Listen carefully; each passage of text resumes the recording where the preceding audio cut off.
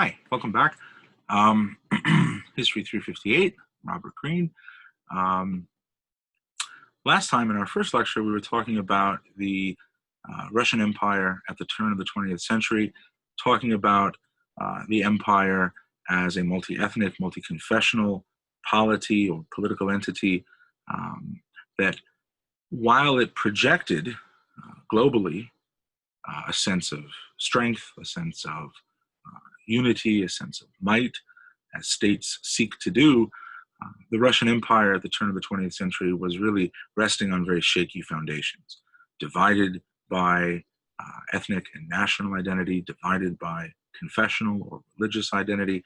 And we talked also about the various social groups or social classes within the Russian Empire who felt, to one extent or another, dissatisfied with, discontented with the existing economic and political system in place. We talked about the peasantry, whose demands were primarily economic. They want more land. We talked about the middle classes, the educated urban classes, whose demands were primarily political. They want more rights. They want a greater say in the governance of the system. And we talked about the newest of these classes, the emergent factory class, the working class, whose demands are both economic and political in nature. They want the right to organize, they want higher wages, they want shorter working hours, but they also want politically a greater say in the system, right? And that was a demand reflected in that cartoon that I showed you, which we'll go back to here in just a minute. So let me go to our slides. And again, these are the same terms you saw before. So let me kind of jump ahead a little bit. Remember, we saw this image reflective of a kind of radical socialist conviction. And we'll talk more about radical socialism next time. But a conviction that this is a system, the Russian Empire, that is founded on the labor of the voiceless, the labor of the disenfranchised, a system preserved by violence, a system that benefits the corpulent, well-fed upper middle classes who literally eat off of the labor of the workers, a bunch of drunken, disinterested clergymen who give their blessing to a system based on violence, and a class of ruling elites at the top who spend and dispose of the money generated by the labor of the voiceless, unrepresented workers at the bottom. There's a lot of anger, a lot of political dissatisfaction in Russia at the turn of the 20th century. What I want to do in this lecture, another shorter lecture, is just talk about the political system that exists. A political system that really, in the early 20th century, is satisfactory to no one. But a system that has existed in Russia for so long at this point that nobody really knows how to change it. Least of all, the man who runs it. So, if we characterize the nature of the political system in the Russian Empire at the turn of the 20th century, and those of you who've taken courses in political philosophy or other history courses will be familiar with this term. The word we would use is autocracy. The Russian Empire was an autocracy. The word autocracy comes to us in English from the Greek, and it means a system of self-rule. And it really means a system in which all power, all political authority, sovereignty, the right to rule, is vested in the person of one man or woman, the autocrat. And different autocracies have different fancy titles for the man or woman at the top of the political heap.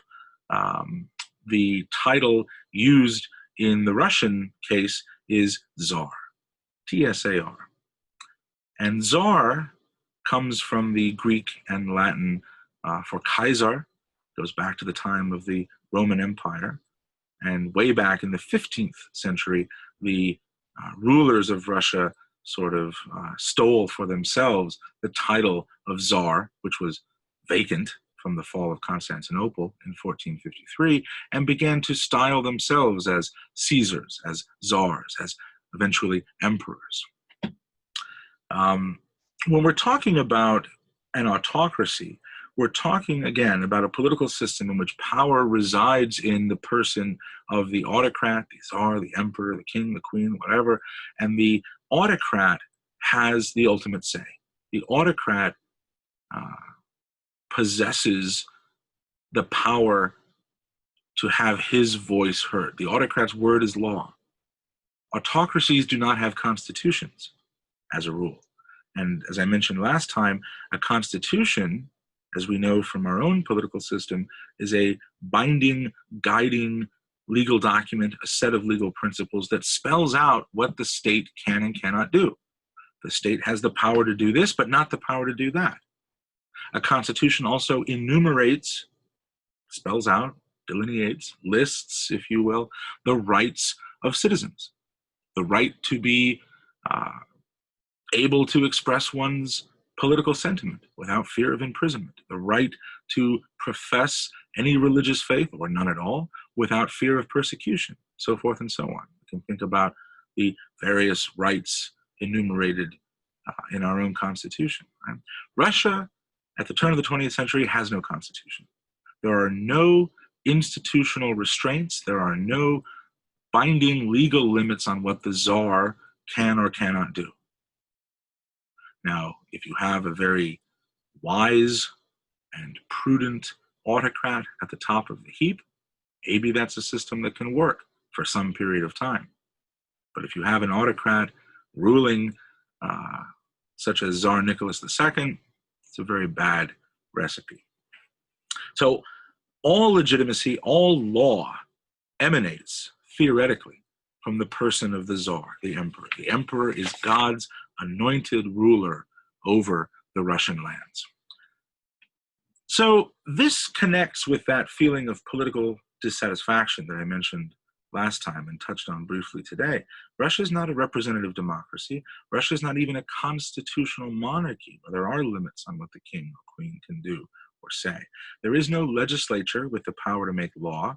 There's no public space in Russia where discussion can be translated into political action. Power rests with the emperor and his advisors who serve the emperor.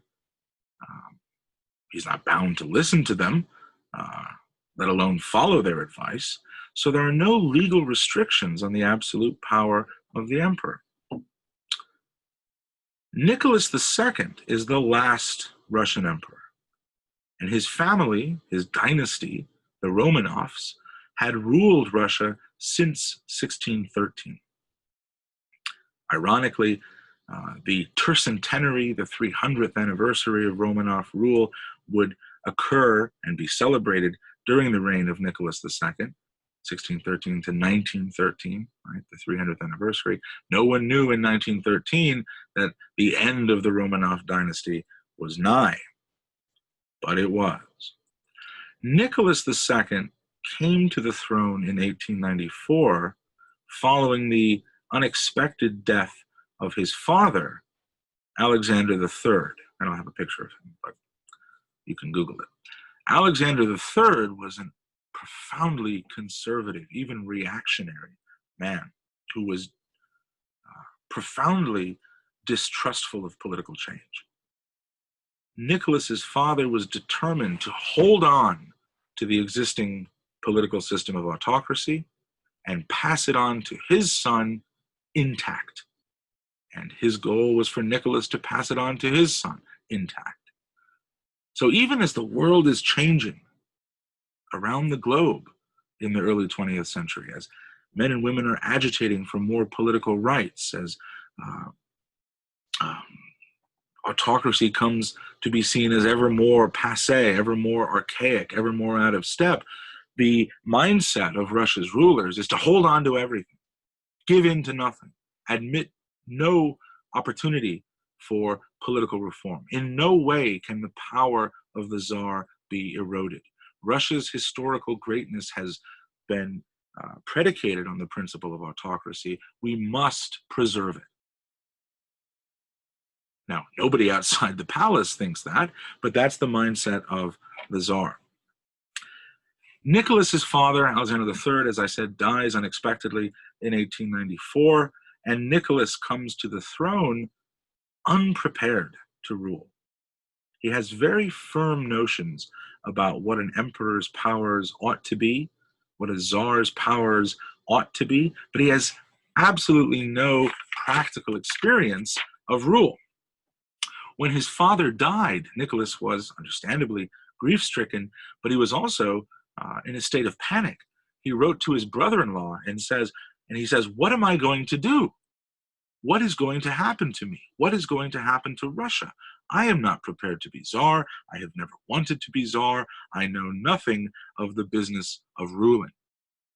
Rather a frank admission on Nicholas's part, and also not the most auspicious beginning to a political career. Nicholas had been taught, as the heir to the throne, that when he came to rule one day, he should rule in the tradition of autocracy. Give in to nothing, make no concessions to modern day ideas about popular political participation, etc., etc. So Nicholas comes to the throne with those lessons that have been crammed into his head. He tries to cling to his father's model of strong autocratic rule. He wants to change nothing, tragically. And as we've seen already, this is a population, the Russian Empire is a population clamoring for change. And Nicholas will not give it to them, to the people. I'll give you an example. Shortly after coming to the throne in 1895, Nicholas went on a tour of the central provinces of the Russian Empire, and he addressed a group of reform-minded, educated noblemen who were pushing for liberal change, who wanted a constitution, who wanted a legislature. And Nicholas, in his address to this audience, tells them to abandon all hope of a national legislature. There will be no elected assembly with the power to make law. There will be no junior partner to the Tsar. All political power, all decision-making will rest with the emperor. It will not happen. Change will not happen in my Russia, Nicholas says. And so it is best for all parties that you reformers abandon these quote-unquote senseless dreams. Russia will remain an autocracy on my watch. A profoundly conservative man, distrustful of change, fearful of change. And his weakness was made all the more tragic, I think, by his own hesitation, his own indecision. What you have under Nicholas is what one critic at the time described as autocracy without an autocrat. You have the worst of both worlds. You have an autocrat who wants to be an autocrat, but an autocrat who is too namby-pamby and weak-willed to really be a strong autocrat. He's conservative and yet indecisive. So just as Russia is entering the 20th century, its ruler wants to preserve the same kinds of traditions that had existed for 300 years. These photographs give you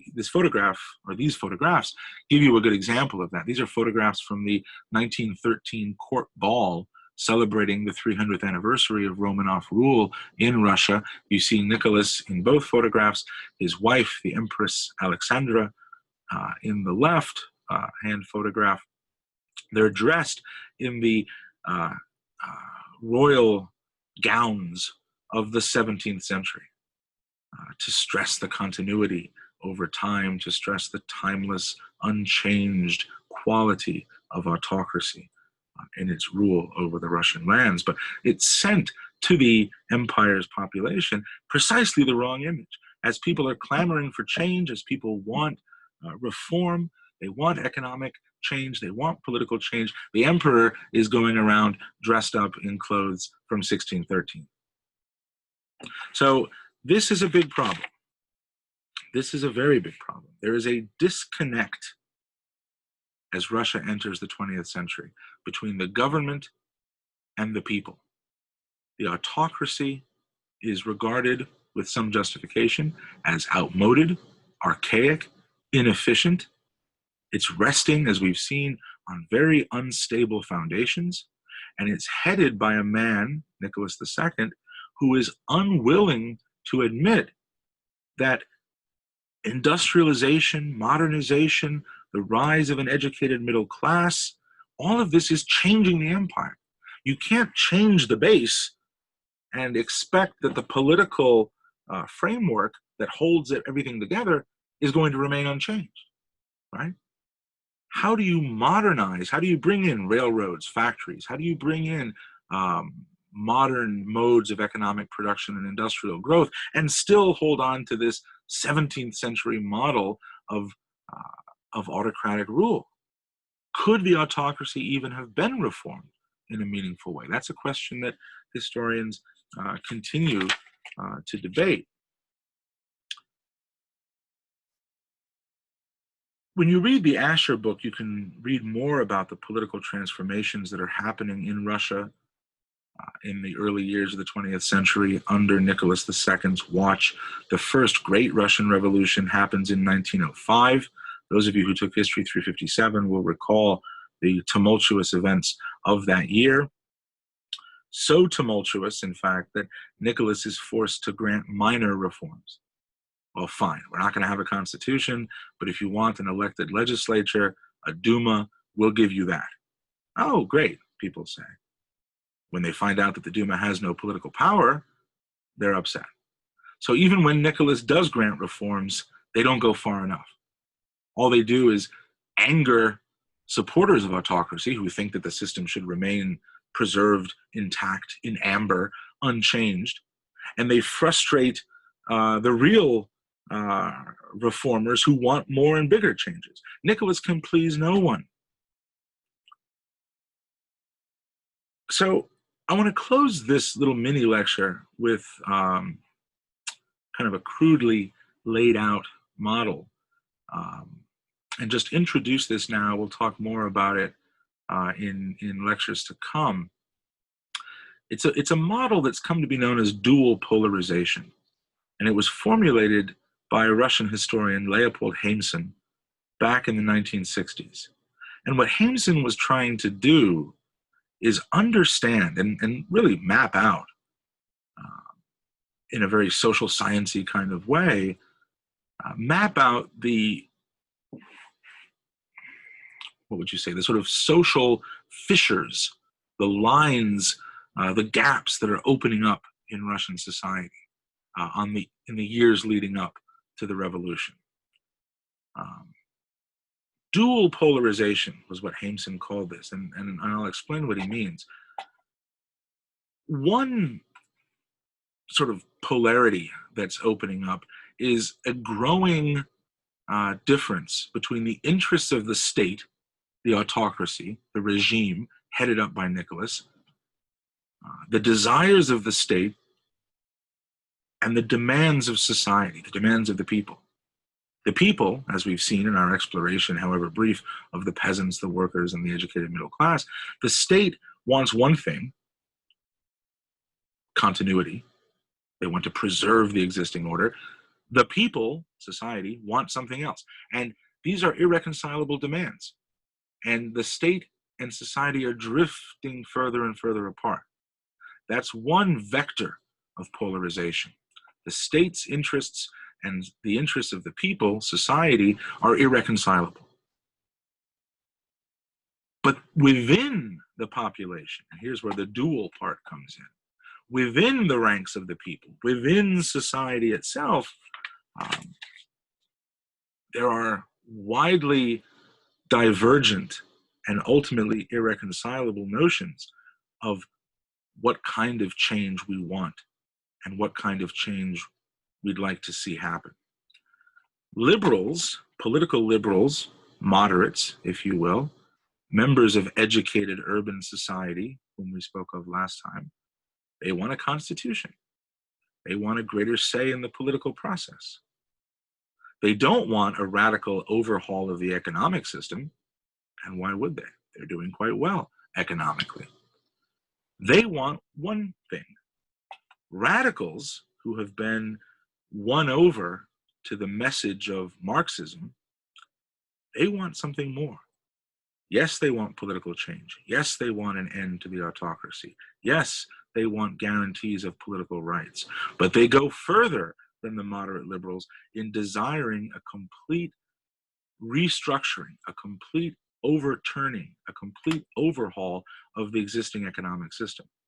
They want to put economic power in the hands of the people. They want a radical socialist agenda inspired by the writings and philosophies of Karl Marx. Hameson's model of dual polarization allows us to visualize, I think, just how divided the political landscape was in Russia in the years leading up to the First World War, 1914, and the events of the Russian revolutions of 1917. Not only was the state, the government, divided from society, the people, but society is divided against itself. Liberals, educated urban moderates want constitutional change, gradual political reform, but the bottom of society, the peasants, the workers, soldiers, sailors who come from the ranks of the workers and the peasants, they want more, right?